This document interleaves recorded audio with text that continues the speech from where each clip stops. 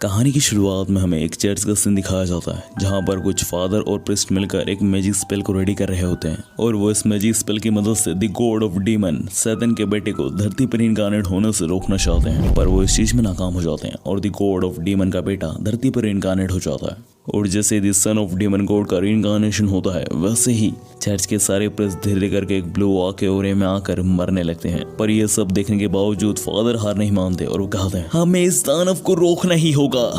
पर आखिर में खुद फादर ही इस आग की चपेटे में आकर तड़प तड़प के मरते हुए कहते हैं तो ये है power the son of demon God की।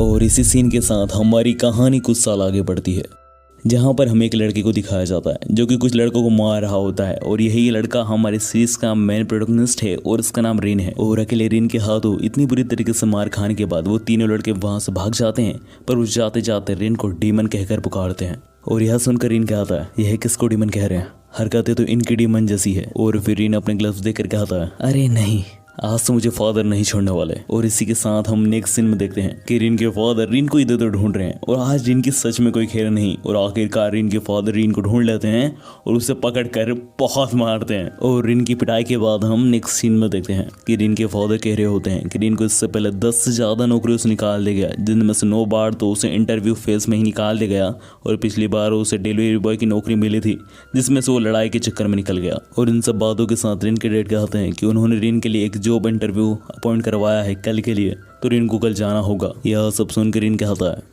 कि इन सब का कोई फायदा नहीं है, रिन की किस्मत उसे कोई जॉब पे टिकी नहीं रहने देगी। यह सुनकर रिन के डैड कहते हैं तो अच्छा ठीक है, तुम हमारे ही चर्च में नेक्स्ट प्रीस्ट बन जाओ, मेरी जगह अगले फादर बन जाओ। और यह सुनकर रिन कहता है यही एकमात्र जॉब है जिस पर से रिन को कोई निकालेगा तो नहीं, पर रिन ये खुद ये जॉब नहीं करना चाहता। और रिन के डैड के इन्हीं आर्ग्यूमेंट के बीच में वहाँ रिन का छोटा भाई आ जाता है और हमें वहाँ बताया जाता है कि रिन का छोटा भाई रिन का पूरा अपोजिट है।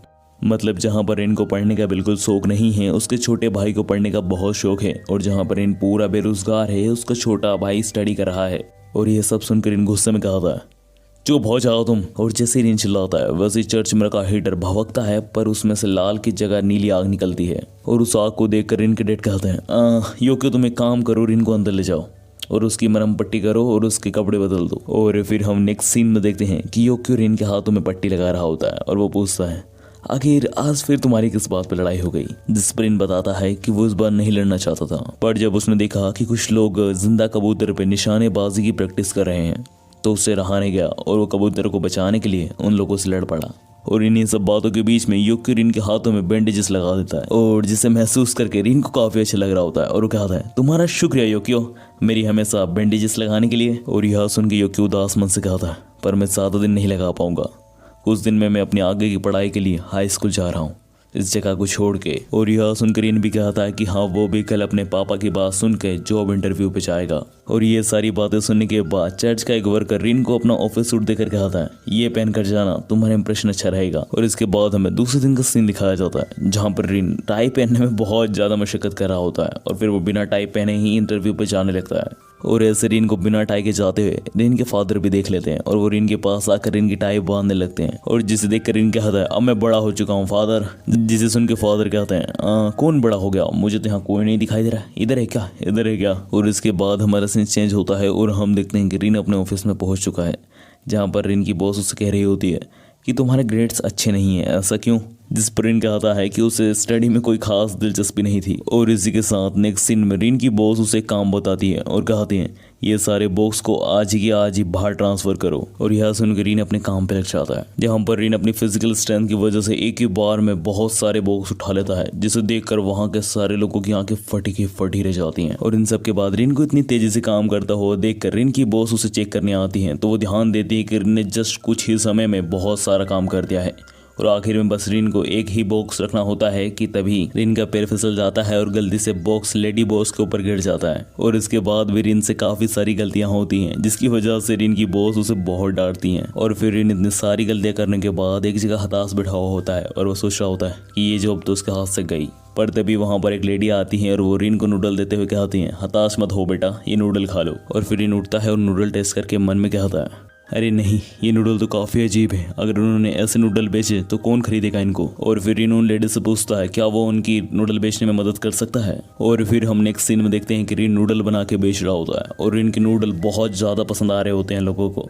और वहाँ पे बहुत सारी भीड़ लगी होती है रीन की नूडल खाने के लिए। और इतनी सारी भीड़ देख के बॉस भी रीन की नूडल टेस्ट करती हैं और उन्हें भी रीन का नूडल काफ़ी पसंद आता है। और बॉस जाते जाते रीन को एक मीटिंग के बारे में बताती है, जिसे सुन के वहाँ पे खड़ी एक लेडी कहती है, रीन कॉन्ग्रेचुलेशन, तुम्हारी जॉब लग गई। और यह सुन के रीन के मुंह पे एक अलग सी खुशी झलक जाती है। और इसके बाद हमें नेक्स्ट सीन में इवनिंग का सीन दिखाया जाता है, जहां पर यू अपने घर पे फोन लगाकर बता देता है कि उसकी जॉब लग चुकी है। और यह सुन के चर्च वाले सारे लोग बहुत खुश होते हैं। और यह सुन के रीन के डैड कहते हैं, इसी खुशी में सुखियों में तो तुम जल्दी घर जाना। और यह सुन के रीन भी काफी एक्साइटेड होता है और रीन इसी एक्साइटमेंट के साथ फोन बूथ से बाहर निकलता है। और तभी वो देखता है कि एक लड़की एक मफलर के पीछे भाग रही होती है। फिर रीन उसके पास जाकर उस मफलर को पकड़ता है और उसे देने लगता है।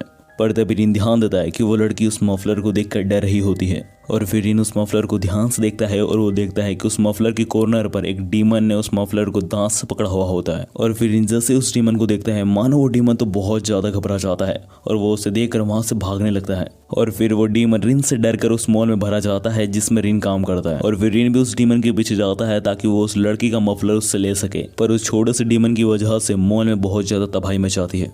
एंड इवन उस डीमन की वजह से उस छोटी सी बच्ची पर एक कबड़ आकर गिरने वाला होता है। पर रीन सही समय पर आकर उस बच्ची को बचा लेता है। पर यह सारी तबाही का इंजाम रीन के ऊपर लग जाता है, क्योंकि रीन और उस लड़की के अलावा कोई भी इंसान इन डीमंस को अपनी आंखों से नहीं देख सकते। अब ऐसा क्यों है ये तो हमें कहानी में आगे पता चलेगा। और इसी के साथ हमारा सीन शिफ्ट होता है और हम देखते हैं रीन के घर को, जहाँ पर इनके फादर पूछ रहे होते हैं, इतनी रात हो गई, आखिर रीन अभी तक आया क्यों नहीं। जिस पर इनका छोटा भाई कहता है, ओके मैं बाहर ढूंढने जाता हूँ उसको। और इसके बाद हम देखते हैं कि आखिरकार योक्यो कुछ समय बाद रीन को ढूंढ लेता है और रीन गार्डन में एक झूले पे बैठा हुआ होता है, जहाँ पर योक्यो रीन के पास जाकर पूछता है कि आखिर वो घर क्यों नहीं आया। जिस पर रीन उदास मन से कहता है, कैसे आता, मुझे फिर से जॉब से निकाल दिया। यह सुन के योक्यो कहता है कि चलो कोई नहीं, तुमने अपना बेस्ट दिया, पापा इंतजार कर रहे हैं, चलो घर।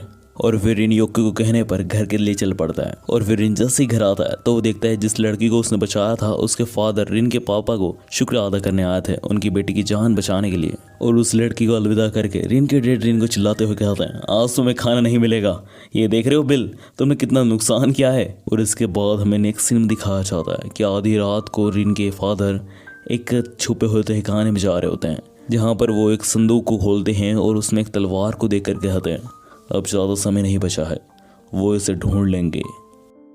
और इसी के साथ हमारा सीन चेंज होता है और हमें नेक्स्ट डे मॉर्निंग का सीन दिखाया जाता है, जहाँ पर इन सुबह सुबह उठता है और वो देखता है कि यूकी ने उसके लिए एक नोट लिखा होता है। और उस नोट में लिखा हुआ होता है कि ब्रदर, पहली बात तो मुझे माफ़ करना कि मैं तुम्हें आमने सामने बाय नहीं बोल पा रहा हूँ, और दूसरी बात कि अपना और पापा का ख्याल रखना। और ये नोट पढ़ने के बाद जब इन खिड़की खोलता है तो वो देखता है कि बहुत सारे छोटे छोटे डीमंस हवा में उड़ रहे हैं। और इन डीमंस को देखकर इन घर से बाहर आता है, पर वो ध्यान देता है कि बाकी ह्यूमंस की तो नॉर्मल ही लाइफ चल रही है, मतलब वो इन सब डीमन को नहीं देख पा रहे हैं। इसका मतलब कि इनके पास कोई खास बात है जिसकी वजह से वो इन डीमंस को देख पा रहा है। और इन्हीं सबके बीच में कुछ लड़के रिन को पुकारते हैं, और ये वही लड़के हैं जिनसे रिन की पिछली बार लड़ाई हुई थी।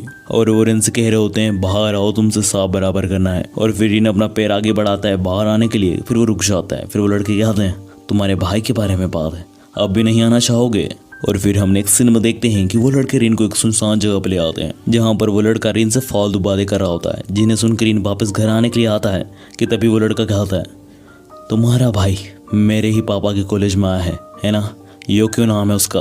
और यह सुन के रिन उस लड़के को झन्नाटेदार पंच जड़ देता है और कहता है, जो भी करना है मेरे साथ करो, अगर मेरे भाई को हाथ भी लगाया ना। और रिन ये सब कह रहा होता है कि तभी वो उस लड़के को देखता है जो कि पूरा डीमन में बदल चुका होता है। और तभी उस लड़के के साथ ही रिन को पकड़ लेते हैं। फिर वो हाफ डीमन बॉय एक जलती हुई रोड को लेकर कहता है, पहले तो मेरा क्या जलाऊं, हाथ पैर या फिर आंखें। और यह सुनकर रिन बहुत जोर से चिल्लाता है, जिसकी वजह से एक ब्लू आग उसको कवर कर लेती है और उसे प्रोटेक्ट करने लगती है। और उस ब्लू आग के ओरे को देखकर डीमन बॉय का साथी वहां से भाग जाता है। और इन सब के बीच में रिन नहीं समझ पा रहा होता है कि उसके हाथों में आग आई कहां से और ये आग से वो जल क्यों नहीं रहा है। और तभी वो डीमन बॉय कहता है, जैसा कि मुझे लगा था, आप हो डीमन लॉर्ड सैटर्न के बेटे, मतलब हमारे प्रिंस। और इन्हीं सब बातों के बीच में वहाँ फादर आ जाते हैं और फादर आकर कहते हैं कि उन्हें पता था कि डीमंस इनको ढूंढ ही लेंगे। और फिर वो डीमन फादर के ऊपर हमला करता है, पर फादर उसे इजीली हरा देते हैं। और ये सब देखने के बाद रिन फादर से पूछता है, आखिर मैं कौन हूँ और ये क्या हो रहा है। जिस पर फादर जवाब देते हैं कि सबसे पहली बात कि ये सारे डीमंस मिलकर तुम्हें ही ढूंढ रहे हैं, और दूसरी बात कि तुम कोई इंसान नहीं हो और ना ही तुम कोई मामूली डीमन हो। तुम हो the God of demon, Saturn के बेटे। एंड हाँ गाइस, मैं एपिसोड 2 जल्द से जल्द लाने की कोशिश करूंगा, पक्का।